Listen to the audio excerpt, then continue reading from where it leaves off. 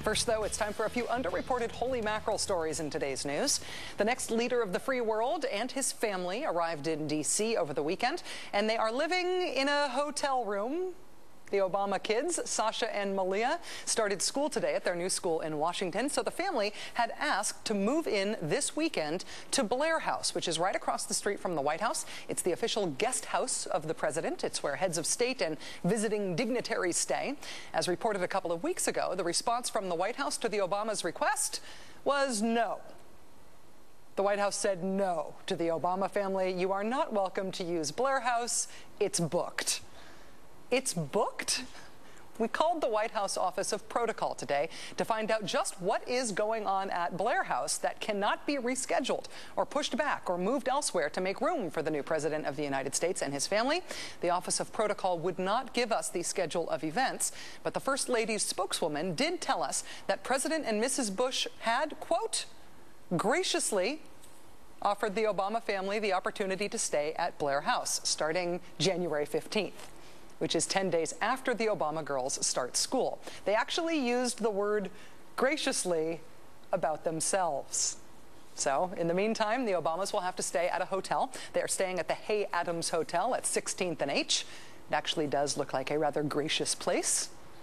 If you're watching this show right now and you're a Washingtonian, maybe a fancy Politico type who gets invited to events at Blair House, say you've been invited to an event at Blair House sometime in the next 10 days, I have a personal plea for you. Email me your invitation. I don't want to crash it. I will not show up. I'm just desperate to know what these events are that the White House thinks are more important, a more important use than the president's guest house, than hosting the new president. Desperate. I am desperate to know. Rachel@msnbc.com. Just between us, okay? Thank you. And finally, the Republicans are waging another election campaign right now, and this one they are guaranteed to win. It is the six-way race for the leader of the Republican Party.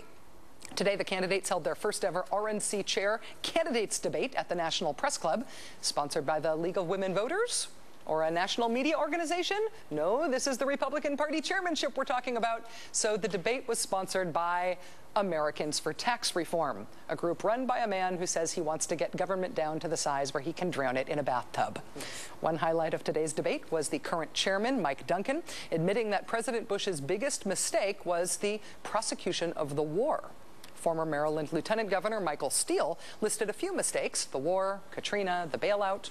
The RNC's 168 members will choose a new chairman on January 28th at the GOP's winter meeting, but they will have a couple of more public forums in the meantime to vent their differences between the candidates. One Republican consultant told Politico.com today that the race is contentious because Republican activists are angry.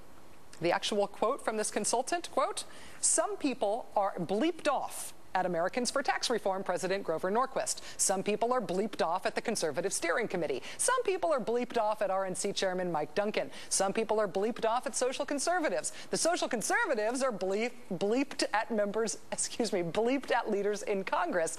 Everyone is basically bleeped," end quote. Wow, and a happy new year to you guys too.